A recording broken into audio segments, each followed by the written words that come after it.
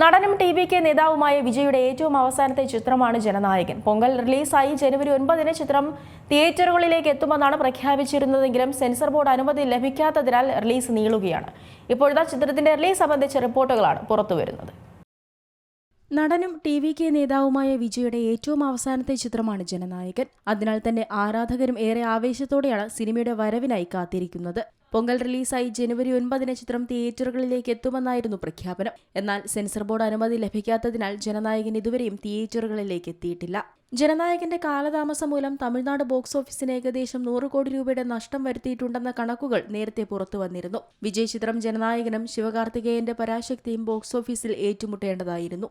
തമിഴ്നാട്ടിൽ നിന്ന് മാത്രം ജനനായകൻ ഏകദേശം 150 മുതൽ 200 കോടി രൂപയ്ക്കടുത്ത് നേട്ടമുണ്ടാക്കുമെന്നായിരുന്നു പ്രതീക്ഷകൾ. പൊങ്കലിന് റിലീസ് ചെയ്ത കാർത്തിയുടെ വാവാതിയാർ പൂർണ്ണമായും പരാജയപ്പെട്ടിരുന്നു. അതേസമയം ജിബിയുടെ തലൈവർ തമ്പി തലൈമയിൽ തമിഴ്നാട്ടിൽ നിന്ന് ഏകദേശം 30 കോടിയോളം രൂപയാണ് നേടിയത്.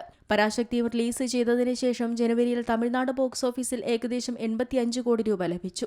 ഇതോടെയാണ് ജനനായകന്റെ കാലതാമസം കാരണം തമിഴ്നാട് ബോക്സ് ഓഫീസിന് ഏകദേശം 100 കോടി രൂപയുടെ നഷ്ടമുണ്ടായെന്ന നിഗമനത്തിലെത്തിയത്. ജനനായകന്റെ കാലതാമസവും ചിത്രത്തിന്റെ റിലീസിനെ ചുറ്റിപ്പറ്റിയുള്ള അനിശ്ചിതത്വവും കാരണം മറ്റുള്ള റിലീസ് ഷെഡ്യൂൾ താറുമാറായി എന്നും റിപ്പോർട്ടിൽ പറയുന്നു. ജനനായകന്റെ നിയമപരമായ തർക്കങ്ങൾ പരിഹരിച്ചാൽ മാത്രമേ റിലീസ് ചെയ്യാൻ കഴിയൂ. ജനനായകൻ റിലീസ് ചെയ്താൽ കുടുംബ പ്രേക്ഷകരെ ആകർഷിക്കുകയും ടിക്കറ്റുകളിലൂടെയും ഭക്ഷ്യവസ്തുക്കളുടെ വിൽപ്പനയിലൂടെയും തിയേറ്ററുകൾക്ക് പണം സമ്പാദിക്കാൻ കഴിയുകയും ചെയ്യും. റിലീസ് നീണ്ടുപോകുന്നതിന് പിന്നാലെ OTT പ്ലാറ്റ്ഫോമുകളും ചിത്രം ഉപേക്ഷിച്ചത് വലിയ തിരിച്ചടിയായിരുന്നു. ചിത്രം എന്നതിലുപരി തമിഴ്നാട് രാഷ്ട്രീയത്തെ പോലും ബാധിക്കുന്ന ഒന്നായി ജനനായകൻ മാറിക്കഴിഞ്ഞു. ചിത്രം തെരഞ്ഞെടുപ്പിന് മുൻപ് എത്തുമോ എന്നാണ് ആരാധകർ ഉറ്റുനോക്കുന്നത്. ഇപ്പോഴത്തെ ജനനായകന്റെ റിലീസുമായി ബന്ധപ്പെട്ട പുതിയ റിപ്പോർട്ടുകൾ എത്തിയിട്ടുണ്ട്.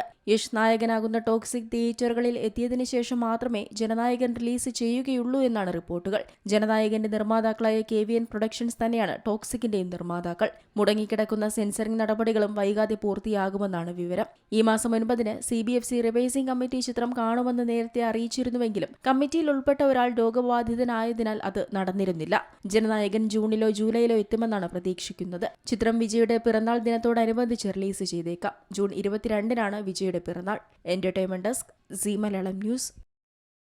ഏറ്റവും പുതിയ വാർത്തകളും വിശേഷങ്ങളും വിരൽത്തുമ്പിലറിയാൻ സീ മലയാളം ന്യൂസ് എല്ലാ ഡിജിറ്റൽ പ്ലാറ്റ്ഫോമുകളിലും ലഭ്യം.